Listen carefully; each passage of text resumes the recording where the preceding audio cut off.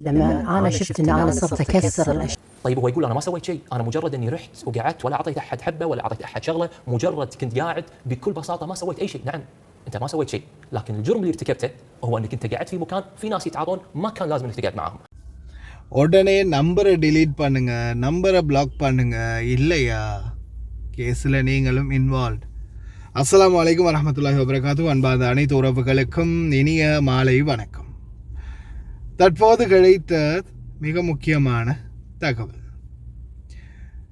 கடந்த ஜனவரி 27 ஒருங்கிணைந்த ஒரு செட்டிங் ஆப்ரேஷன் மூலம் போதைப்பொருள் கட்டுப்பாட்டு பொதுத்துறை GDDC அதிகாரிகள் ஒரு சிறிய ஆனால் செயலில் உள்ள மதுபான விநியோகம் ஆன்லைன் செயலில் உள்ள மதுபான வலையமைப்பை கண்டுபிடித்தது. அவர்கள் ரகசிய பரிவர்த்தனைகளை டிஜிட்டல் ஆதாரங்கள் அம்பலப்படுத்திய பின்னர் 2 சந்தேக நபர்களை கைது செய்தனர். பாதுகாப்பு வட்டாரங்களின்படி 12 மதுபான அட்டை பெட்டிகளுடன் பிடிபட்ட பெதுன் நபரை அதிகாரிகள் முதலில் கைது செய்த போது இந்த வழக்கு வெளிப்பட்டது.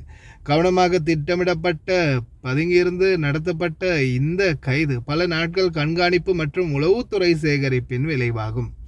விசாரணையின் போது சந்தேக நபர் எந்த கடத்தல் வலையமைப்பிலும் தனக்கு தொடர்பு இல்லை என்று மறுத்தார். இருப்பினும் அவரது வாட்ஸ்அப் அரட்டைகளை வாட்ஸ்அப் சாட்களை தேடிய போது வேறுபட்ட படமும் கிடைத்தது. மதுபானம் விநியோகிப்பதாக சந்தேகப்படும் மற்றொரு நபரை சுட்டிக்காட்டும் குற்றச்சாட்டக்கூடிய உரையாடல்கள் புலனாய்வாளர்கள் கண்டுபிடித்தன.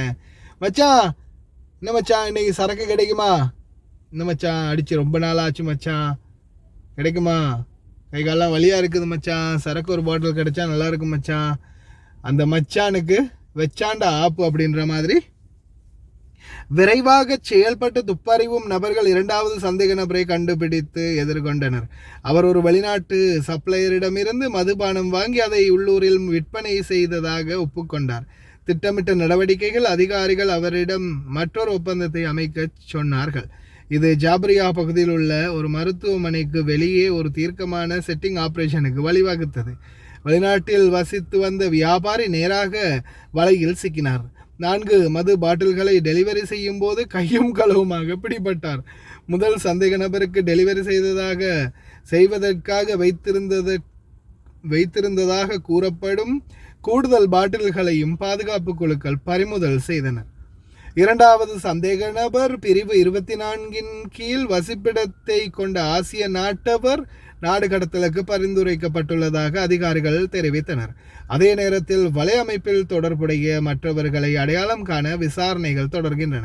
குவைத் முழுவதும் தடை செய்யப்பட்ட பொருட்களின் கடத்தல் மற்றும் விற்பனையில் ஈடுபட்டுள்ள அனைத்து நபர்களையும் பின்தொடர்ந்து அவர்களை விரைவாக கைது செய்ய உள்துறை அமைச்சகம் வலியுறுத்தி உள்ளது சம்பந்தப்பட்ட அதிகாரிகளுக்கு. வசாரத் தாக்கலியாக்கு ஒரு சல்யூட். உண்மையிலேயே முடிஞ்ச அளவு வேகமாக இந்த போதைப் பொருளையும் மதுபானத்தையும் இல்லாமாக்குற வரைக்கும் பல குடும்பங்கள் நாட்டில் நிம்மதியாக இருக்கும். பல தொழிலாளர்கள் தன்னுடைய சம்பளத்தை எடுத்து பத்திரமா நாட்டுக்கு அனுப்புவாங்க. வெளிநாடுகளில் வேலைக்கு வந்தாலாவது அரபு நாட்டிலேருந்து தான் குடித்து போதை பாவிச்சு குட்டிச்சோரா போகிறாங்க அப்படின்னு அரபு நாடுகளுக்கு வந்தாலாவது நல்லா இருப்பாங்கன்னு பார்த்தா அரபு நாடுகளில் அதை விட மோசமான நிலைமைக்கு சிலர் மாறிக்கிட்டு இருக்கிறாங்க. இந்த நிலைமை மாறணும்னா நிச்சயமாக இந்த நாடுகளில் கடுமையான சட்ட நடவடிக்கைகள் எடுக்கப்படணும். இந்த மாதிரி போதைப்பொருள் வியாபாரிகளுக்கு, போதைப்பொருள் ஆசாமிகளுக்கு, மதுபான வியாபாரிகளுக்கு, கள்ளச்சாராயம் காய்ச்சக்கூடிய சம்பந்தப்பட்ட கெட்டவர்களுக்கு நல்ல ஒரு பாடம் புகட்ட வேண்டும். அதே மாதிரி யாருக்கெல்லாம் போதைப் பொருள் சம்பந்தப்பட்ட தகவல்களோ அல்லது கள்ளச்சாராயம் காய்ச்சறதை பற்றின தகவல்களோ போதைப் பொருள் சம்பந்தமாக வாட்ஸ்அப் தொடர்பு இலக்கம் மூலம் பாதுகாப்பு, அதாவது அட்ரஸ், லொக்கேஷன், ஆதாரம் இதோடு நீங்கள் நிரூபிக்கணுமாக இருந்தால் இப்போ நான் உங்களுக்கு நம்பர் கொடுக்குறேன். 97284545. குவைட் ட்ரக்ஸ் சம்பந்தமான அதிரடியான தொலைபேசி இலக்கம் தான் இது.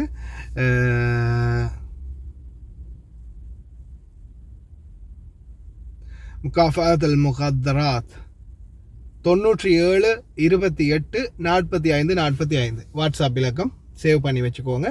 யாராவது இந்த மாதிரி போதைப் பொருள் விற்கிறவங்களோ அல்லது மதுபானம் விற்கிறவங்களோ இவங்களை யாரையாவது பிடிச்சு கொடுக்கணும் அப்படின்ற குவைத்தில் யாராவதுக்கு நல்ல எண்ணம் இருந்துச்சுன்னா உடனடியாக இன்ஃபார்ம் பண்ணுங்கள்.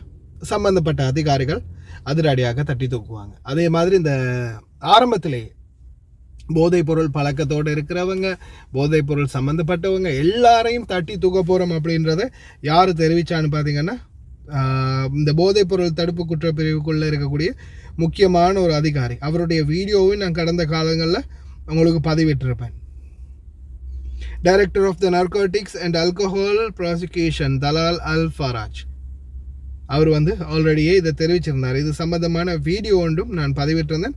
அந்த வீடியோ உங்களுக்கு மறுபடியும் வேணும்னா நான் பதிவிடுறேன். அதே மாதிரி أنا وايد أذيت أهلي. بلشت الموضوع وشي بسجاير عادي. حسيت إن الحياة حلوة من غير مخدرات.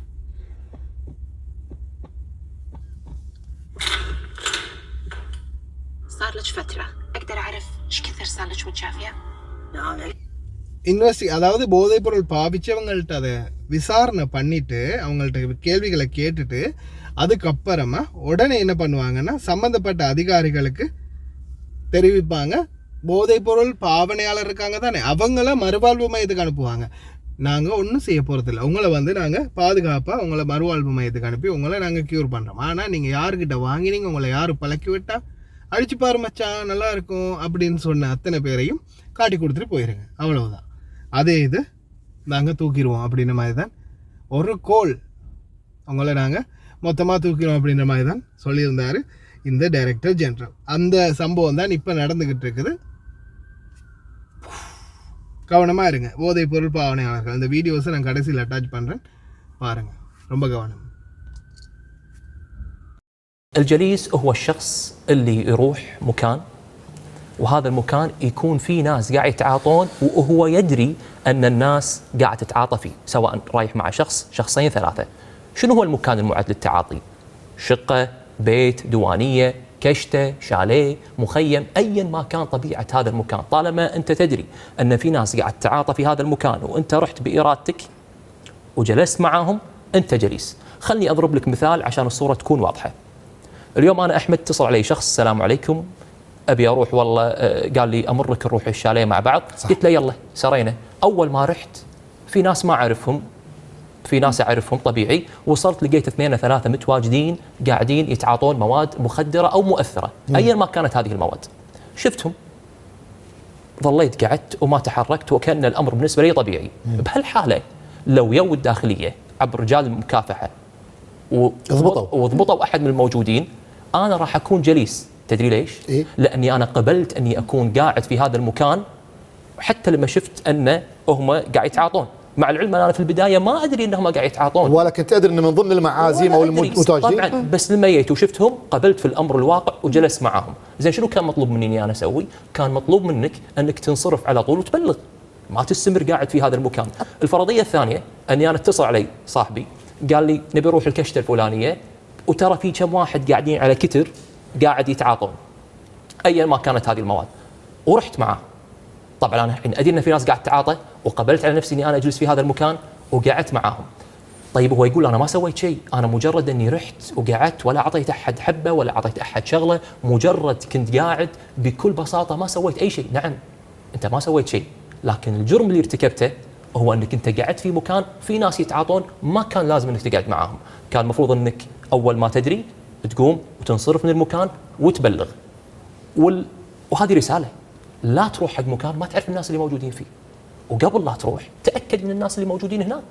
طيب وإذا رحت ولقيت شيء ما عجبك انصرف. طيب الحين أنا ما انصرفت وقعدت بإرادتي وصارت الضبطية من قبل لجان أو مكافحة، شنو عقوبتي في القانون الجديد كجليس؟ كجليس تصل للحبس لمدة 3 سنوات، مجرد التواجد فقط.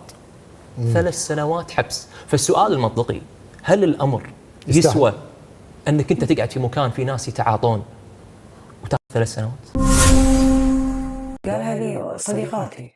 أنا وايد أذيت أهلي. بلشت الموضوع أول شيء بسجاير عادي، حسيت إن الحياة حلوة من غير مخدرات.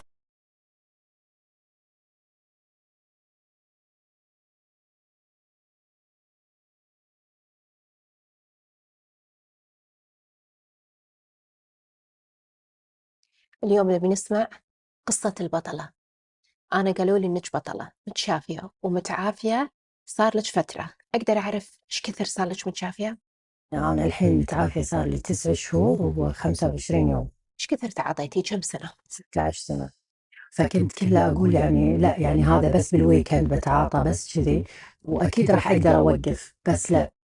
يعني تأكدين لنا إن ماكو شيء اسمه تجربة ومرة واحدة؟ لا.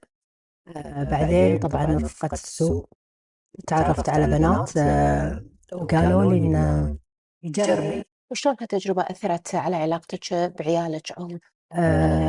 أنا طول فترة 16 سنة كانوا مقاطعين، الكل مقاطعين يعني، لأن حرام عيالي كانوا صغار حيل.